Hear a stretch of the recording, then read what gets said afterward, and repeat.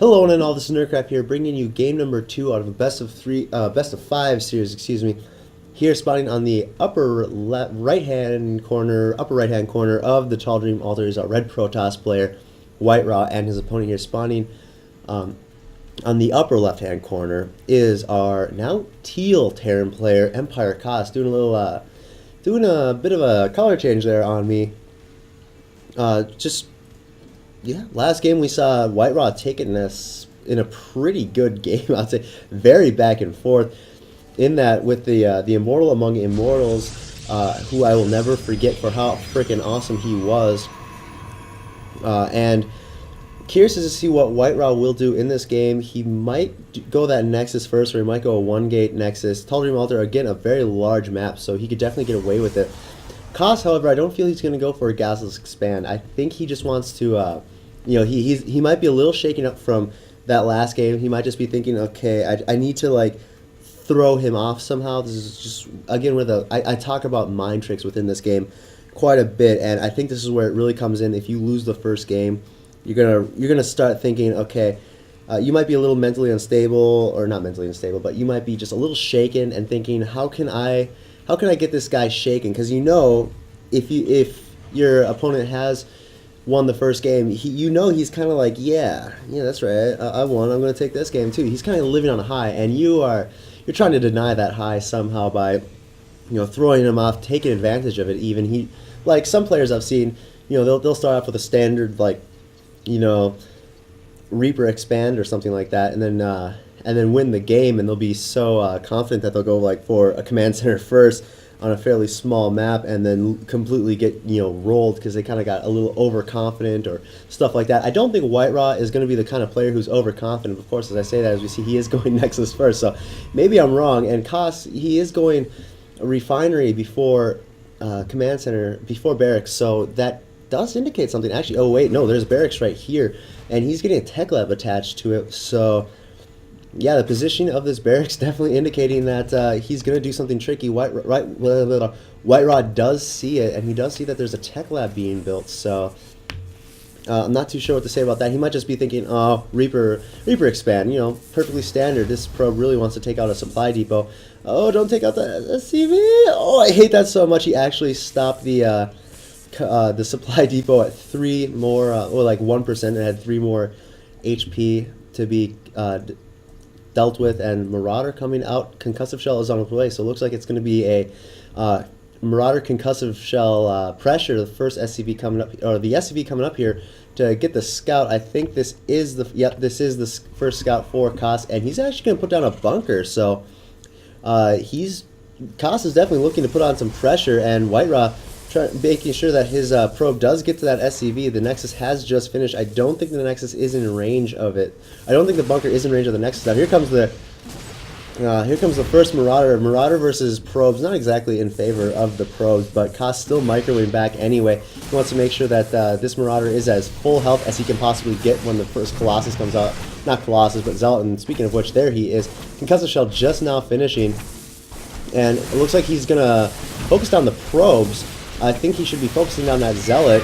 Canceled? No, he doesn't cancel. I think it was destroyed, actually. Microwaving back here against the probes, picking off quite a bit of probes. 2 Marauders is what it takes to one-shot probes. Keep that in mind, people, if you're going to be doing any sort of pressure. Kos is not committing to an all-in here. As we can see, he is expanding. Going to get that bunker back up, and he's chasing down these Zealots. A stock comes in. Two Zealots, a single Stalker coming in. Another probe being picked off. Actually, wow, apparently probes don't die to 2 shots. SCV was taken down as well. Wouldn't be surprised to see this bunker canceled, canceled, because you don't want to lose 100 minerals for free like you did the first time. And just trying to it's a nice little macro battle going on between these two players, trying to pick off those Zealots, because the Zealots are what is going to really do the heavy damage to Marauders. And these Marauders really low on health. 4th one comes in. They're going to get away. Well, no, not that one. Microwaving back, trying to make sure they can pick off these Zealots. That Zealot is going to go down. He lost 2 Marauders. And it looks like he's going to lose 3. That Marauder made a very bad life decision right there by going into a Zealot's side blade. And is he going to be able to... No, he's not going to be able to take out that Stalker. That Marauder might be able to pick it off if he wants to, but looks like WhiteRa was being a little smarter in the Zealot positioning until then. The expansion is going to finish up here for Kos right now. and the bunker actually finished, but there's nothing to put in there, so he's just probably going to salvage it. I don't think Kas really was paying attention. He's like, send another SCV to build bunker. Built bunker and then forgot. Is this SCV gonna get away? I know stalkers are faster. You can do it, SCV. You can do a little SCV. You can do it. You can do it. Not if you stop. Oh no! Why? Why? What is with this poor life decision from all these Terran players? Oh man, being in Kas's army must really suck to the point where you want to stop when being shot by a stalker. Anyway, bunker comes up there, puts 2 Marauders in it, so this is going to effectively stop any sort of stalker pressure that's going to come in. eBay on its way. I think that is the first eBay. Yes, it is. So Kas, again, he's going to want to start looking for those upgrades. Stimpack on its way as well as 2 reactors there for these barracks. That's kind of interesting, I think, because if you're going to... Usually with Terran, what you do is you stick on 3 barracks against Protoss until you get your 3rd base, and then you go up to... either 5 or 6, depending on if you're going to be adding heavier Viking composition and medevac composition, or you're just going to go heavier bio. And with that, you usually have two tech labs and a single reactor, so you can keep kind of like a 1-to-1 ratio of Marauders and Marines, which is really powerful against Protoss. So that's interesting. I find it very interesting that he is going to be going for 2 reactors against WhiteRa of all people too, who's really known for using robotic facility units quite a bit. Looks like WhiteRa is taking out those rocks. No, he decides not to. He lets them live for now. He saw that there was a small little space bunny that lives in the rocks. He's like, oh, poor little space bunny. I don't want to destroy your home yet. So I will let you live. I'll let your children grow strong, and then I'll destroy your home. Yeah. So just pretty much we're going to be waiting for the 3rd here from Kas so he can get more barracks. But like I was saying though, going a Marine heavier composition against WhiteRa, who's really known for Colossus as well as High Templar play. Very interesting decision, I would say. Observer coming in, and this time it's not actually rallied. It's going to go. Looks like he doesn't. Looks like WhiteRa doesn't want to risk another foolish immortal, so he's not even rallying the Observer to the Terran base.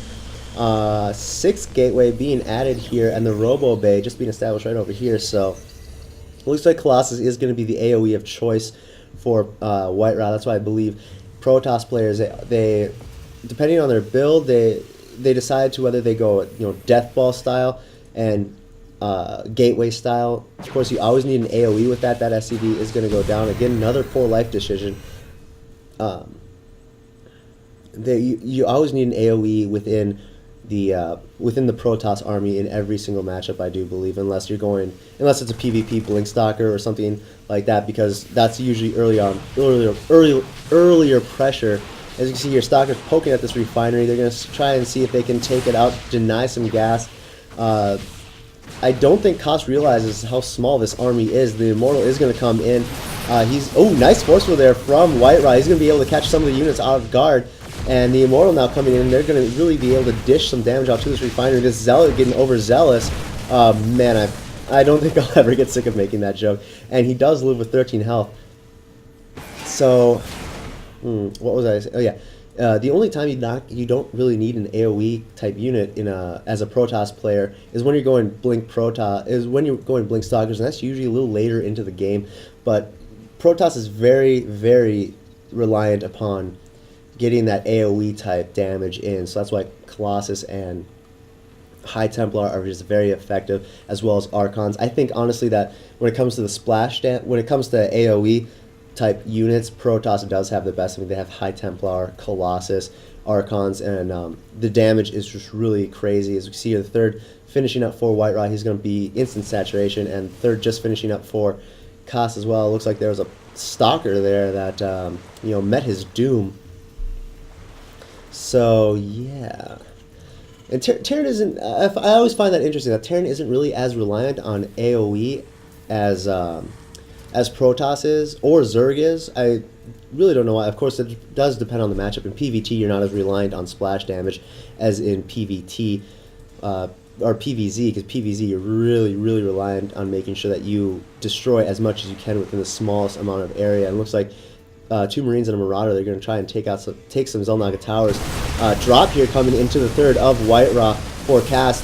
Cannon does finish, but it's just right out of range there. He only got 1 shot off. Looks like the third is going to be cleaned up. WhiteRa is not really responding to this, interestingly enough. Single Colossus and 2 Zealots are going to go up there, but I don't know. I don't really agree with a Colossus against Marines and Marauders all by himself, because Colossus are really great units, but they're not exactly great by themselves. As we can see here, Colossus also sieging up this expansion, takes out the refinery. I don't know if he's taken out any SCVs. He is now. He's got 7 kills, 8 kills.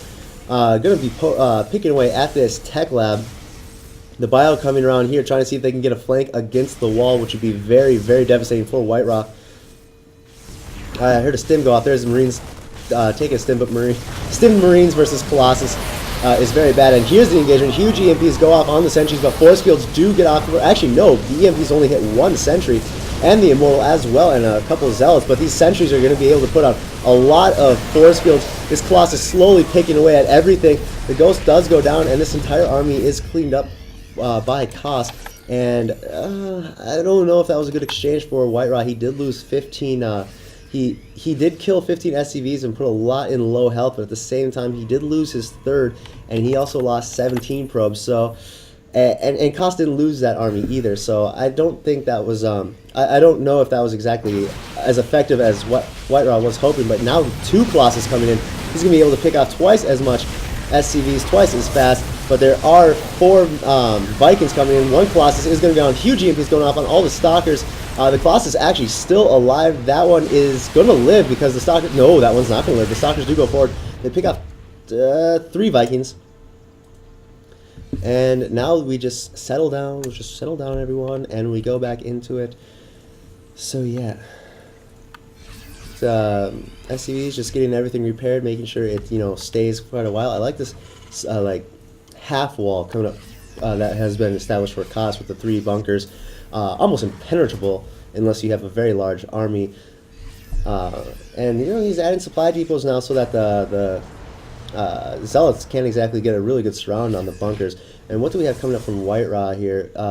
No drops here for Kas. Again, he does have the Twilight Council. He's not researching Blink or Charge, but he is getting Templar Archives. So yeah, I think this is very distinct of WhiteRa's kind of play, is that he does a nice mix of High Templar and Colossus. Actually reminds me a lot of my friend Brandon, who's also known as Puck on the ladder. He's top 12. He's currently ranked 12 GM, I do believe, and he's going to be going to Columbus, Ohio. Actually, I'll put his stream in the description of this video, because check him out. He's really cool. He's got really good micro. And his PVT is kind of like, he builds almost every single unit. He builds every single unit except Dark Templar, which I find fascinating. And he's working on that really good Colossus High Templar mix with Chargelets and Blink that is just really very superior. And he says he's really bad at PVT, and that Terran's a joke, but when I watch him play PVT, it's one of the coolest things ever. So that's the shameless plug that I have to put in for one of my friends. Please do check him out. I'll put a link in the video for you guys to check out his stream. As we can see here, the third is going to be sieged up by Kas for WhiteRa. Stalkers going forward. It's just Stalkers against Ghost Marines and Marauders. Not exactly in favor of those Stalkers, but there's only 2 medevacs in this entire army, and WhiteRa being supply block there, and even further supply block with that 162, 148. The fact that there's only 2 medevacs in this army is kind of scary for me, because you can see how yellow and orange some of these units are. The only green ones are Ghosts, and that's because they don't have stim. And these medevacs are constantly waiting for their energy to get up, so it's going to be somewhat of a little weaker army against this really large AoE army from WhiteRa. Now the Colossus are going to engage right there. The Vikings getting a nice arc on the Colossus. They're going to go down really fast. Third one goes down. No, second one goes down. Third one goes down. Looks like the fourth one's going to go down, and the fifth one goes down. There's the GG from WhiteRa. Well played. GG from Kas. So we're going to stick around for game number 3. if you want to make sure that you do get game number 3, please subscribe to the channel. Of course, I'm always going to have to put that plug in because I love when people subscribe to me. It's just like every single time someone subscribes to me, I like have a little party inside my head. There's like this, yeah, this huge explosions and fireworks. Like, people are subscribing. That's awesome. You guys are awesome. I don't think I'm awesome when people subscribe to me. I think you guys are awesome when you subscribe to me. So please do subscribe to that ensures that you get to game number 3. Also, this most likely is going to be in a playlist, so you can also check that playlist out as well. Just I always put my best of 3s, 5s, 7s, and 9s in playlists, and I might start making player playlists as well, because I do a lot of the same players because I get a lot of Team Liquid replays. So anyway, again, stick around for game number 3. My name's Nerdcraft. I'll see you then.